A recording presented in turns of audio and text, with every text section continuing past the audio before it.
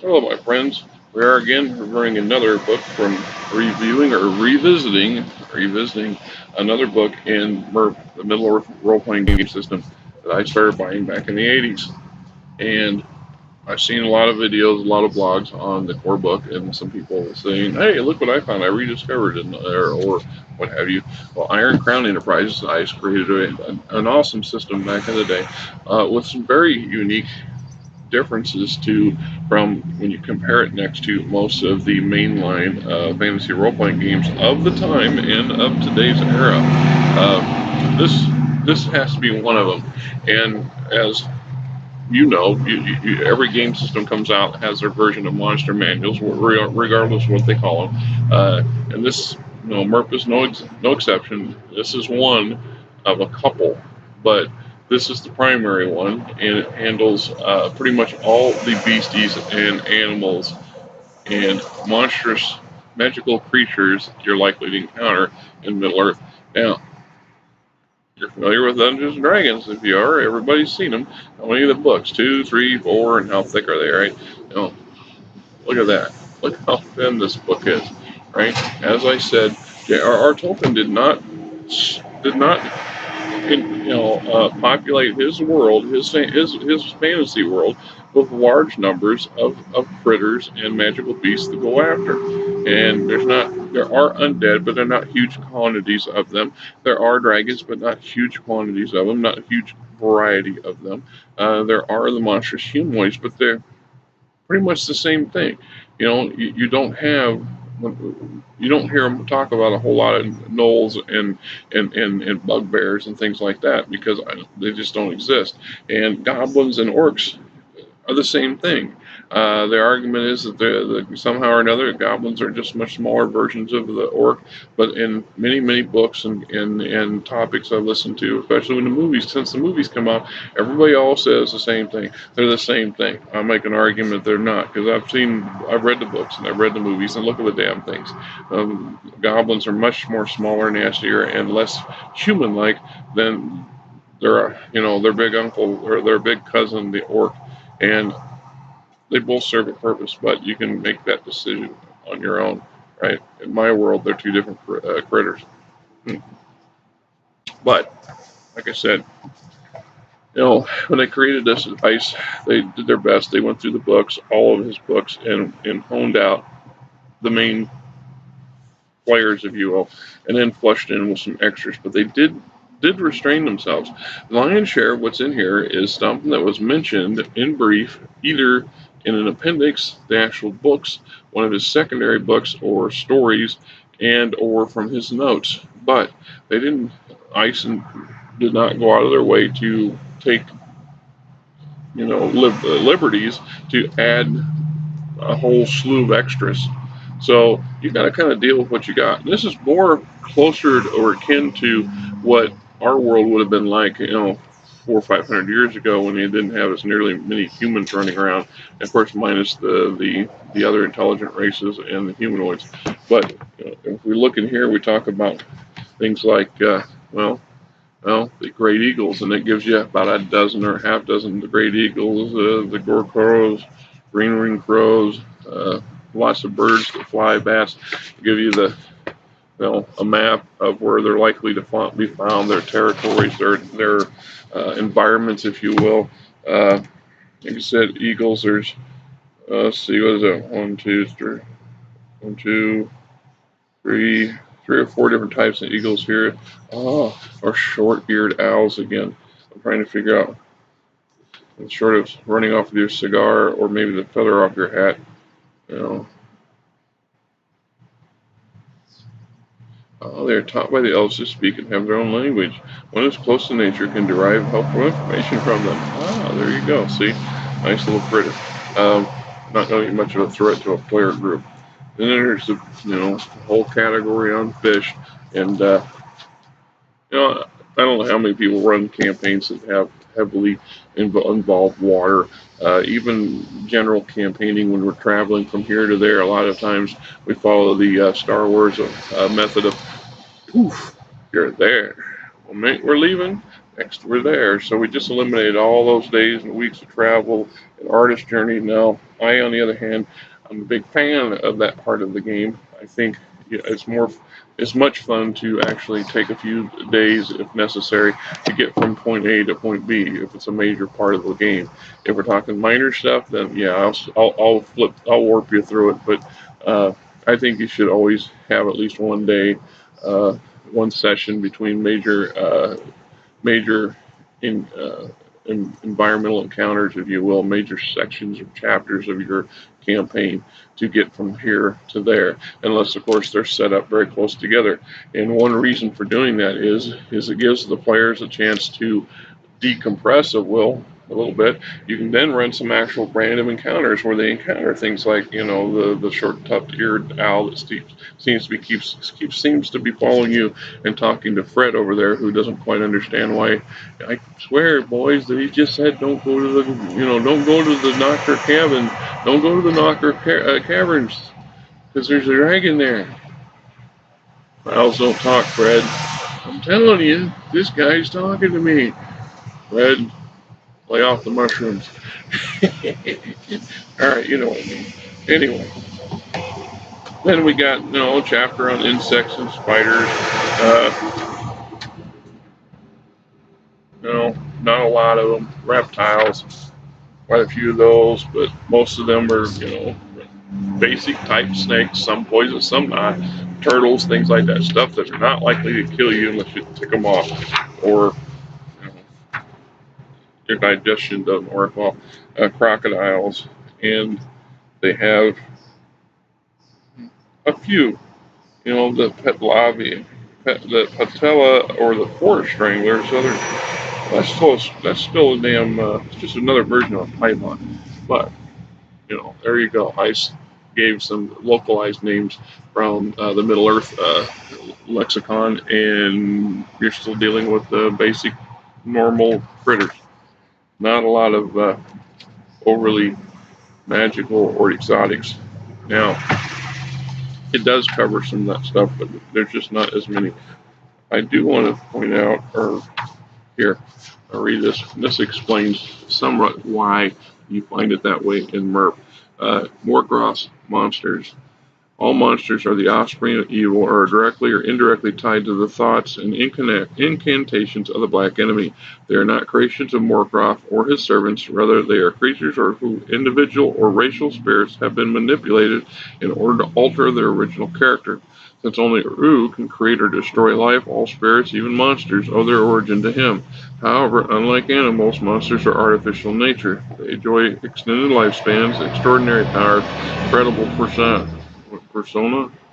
At the same time, the cheap fate suffer from the partial or utter lack of U's favor and blessing. Their spirits burn with twisted fire that flickers with a character that is no longer one with the flame of imperishable. Their very being is is a manipulation of the essence, and therefore outside the balance of things. There's a reason why you have why the wargs are nastier and meaner and smarter and larger than the wolves of the world. And that's because they were wolves at one time, and their ancestors were twisted and corrupted and muddled with by the dark enemy and or one of his servants. And there's always a reason for everything, right? So we look through here, and we got, like I said, there's lots of aquatic stuff, lots of snakes. Back to the, for every category, it's every section. They've got a environmental map that shows you where you're likely to encounter them. There are some oddballs in here that kind of fit the category of a exotic animal and or magical beast. Although it just isn't a world full of them. We got the elven horses and the camels. They call the Devavi, Devevi. Terrible pronunciation of things. Horses of mortar. They're just corrupted horses. The Maras. Everybody knows about Shadowfax. Hey, Google that sometime and see if you can't find the group, the music from the group Shadowfax. I used to listen to that back in the 90s. different era. I had a mullet too then, just so you know. Yeah. So, I got a picture of myself around here somewhere with a mullet. Not sure you guys want to see that anyway. Black bear, blue bears, blue otters. Blue otters. Right? Yeah. Larger and have flatter tails with sharp crests on each edge. Oh, this thing will whap on you and give you a bigger damage, right? Big giant sloths, wild hill dogs, werewolves, big ugly gorillas, gray apes. Okay, excuse me. Like I said, my work schedule's so convoluted. I can sleep 10 hours and still feel like I've slept 2. For one of them reasons I get up so early. I get to sleep. Once I wake up, it's hard to go back. Monster glossary. So this whole book, basically, the last 8-10 pages are your monsters, right?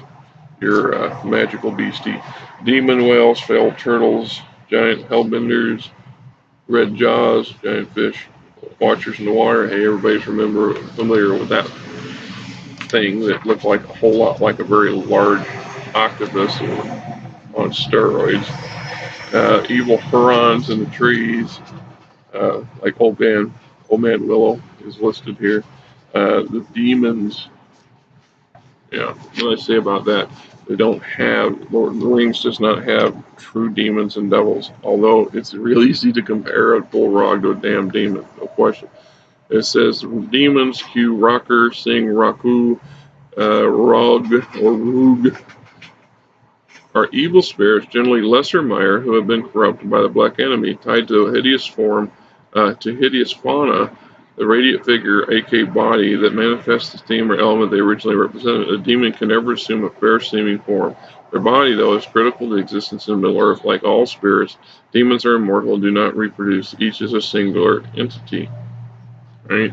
So, for those of you who are not quite sure what they just said, the mayor are, I want to say, servants of the gods or very low-level demigods who almost are the angels, so to speak, and the 5 wizards, Gandalf, Saruman, were all Mare. They were not born of Middle Earth. They were not born of men. They are not men. They are something much more. They're a spirit, and they inhabit a corporal body that is a lot like the old men that they are. In the case of the Bullrog, it's the same thing. The Bullrog that Gandalf defeats in Moria is a very, very powerful spirit based off of the similar concept of Saruman and Gandalf, except they're corrupted and evil and look like they do, which makes them look like a freaking demon, which we now know they don't have actual demons. It says, note, you can find more detailed information about Bullrogs and other Mire in Isis supplement entitled Lords of Middle-earth, Volume 1. Have those. We will get to those at some point here. The Skull Creature is one of the last of its kind. For certain, although Morgoth may have won the loyalty of many of these dread spirits of flame in the earliest days, many were destroyed in the wars against elves and men.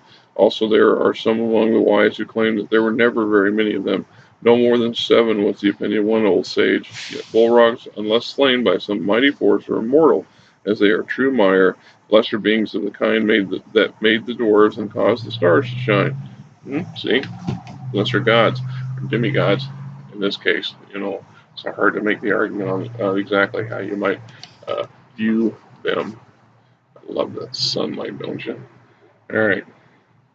Oh, beautiful. It's Iowa in the summertime. Yes, 2 days ago, I was sweltering and sweating even in the shade, and today it's like 70 degrees and actually cold enough that you needed the blankets and maybe even a light sweater. Beautiful thing. Of course, sure, in a couple more days we'll be back to sweating like a pig. Well, pigs don't sweat, but you know what I'm getting at. It's a nice saying. Uh, so, when you're talking about black demons or lesser Mire allied themselves with Morgoth, basically the same thing. So we're dealing with spirits that have been corrupted and twisted. Now we got dragons. Once again, depending on the timeline you're in, depends how many you find. And unlike Dungeons and Dragons, you're not going to find hundreds of these things. And the majority of the ones you do find are they prefer to hang out in a very, very desolate, very remote area because they're not bothered by other people and other stuff. They can do whatever it is dragons like to do. The ones that you do encounter occasionally usually are there because nobody can defeat the damn thing. And going up against Smog is a death sentence. I'm sorry, but in any game campaign I've ever run, somebody says, I want to go after Smog. Well, the canon in the book says he dies at a specific place, at a specific time, by a specific weapon, shot by a specific dude. So you might beat him up. I actually get a drop on him and get one over on him, but you are not going to whack this guy. Not going to happen. On the other hand, he's got probably a dozen lesser relatives that hanging around. You're free to go whack those guys. But we could do a whole session on dragons. That's something that I've always gotta love him as a bad guy, and I don't think it takes a lot to play one well. And a lot of people treat him as dumb beasts, and that's just a mistake. Terrible mistake, and very hard to kill one of these things. And you mess with them, you should, as a GM, you should use them as a recurring villain because they can take different forms and they can have their own minions and so on and so forth. Awesome thing. That's another subject for another blog entirely of its own. Right? Anyway, goes on about general features of dragons, the nature of dragons, cave worms, drakes. Even gives you the cold drakes, Scapha's tail. That's as in Tale. Fire drakes, which is Smog's tail. And water drakes, the giant races, flying monsters, giant spiders and insects, which was also covered slightly. Undead beings. 1, 2, 3, 4, 5. Those really don't count. 6, 7, 8, 9, 10, 11, 11, 12. Okay, so 12 undead types, and pretty much several of them are just carbon copies of each other, depending on where they're set. Werewolves, which they don't mention much in the books, but they do. They are mentioned, so they do exist. You just don't see them in the mainline books or the movies. We're back to the encounters and stuff. This one's got an animal encounter chart, quite extensive, as Rollmaster loves to do, and I love them for doing it. So, as I said, bestiary of animals and monsters for MERP. Now, once again, kind of thin, kind of small. Everything in here you're going to find in any monster manual that's ever created, whether you're talking Rollmaster, Pathfinder, Dungeons and Dragons, the Bing Bop Boop, the Flame, whatever, and right? Sorry, they're just there. This is just these guys' take on most of those critters, and minus a lot of other stuff you won't find in MERP. And it's not necessarily a bad thing. I don't know. This is just me rambling or ranting, I guess. We're running into 18, almost 20 minutes. This is a longer one for me, I can tell you that right now. Sometimes I think that we have as GMs, we have too much of options, too many things to select from, and we focus on the more leveled up our characters get, or our player characters get, the more exotic and the nastier the beasts we get, the bad guys we send against them, because they need a challenge. And at some point, the majority of the world's inhabitant, living creatures and unliving creatures are pretty much brushed off or ignored by the PCs because they're no longer capable of challenging them, and that's a shame. This is why I'm a big advocate of powering up stuff, adjusting things. One way of defeating the rules doctor is by having your own version of a super orc, right? Or a intelligent kobold. I'm telling you, I love those little guys, and if you give them some experience, you give them a few extra feats and some extra hit points, and they just mess people up because they expect to just kick them aside like they're trash. somebody thrown in the street. Anyway, you get your hands on this book system, this book, it's a good book. You're not going to gain much for it to use in other game systems, I don't think. In truth, you can pretty much use any monster manual from any game system in MERP and not totally go wrong, because as long as you understand the books, you understand how these things should be applied and why. But as an addition to the system itself, it's a good book. As you can see, mine literally looks brand new. This came from the early 90s. I'm not sure exact date. And let's say I paid like 15 bucks, 10, 15 bucks for it.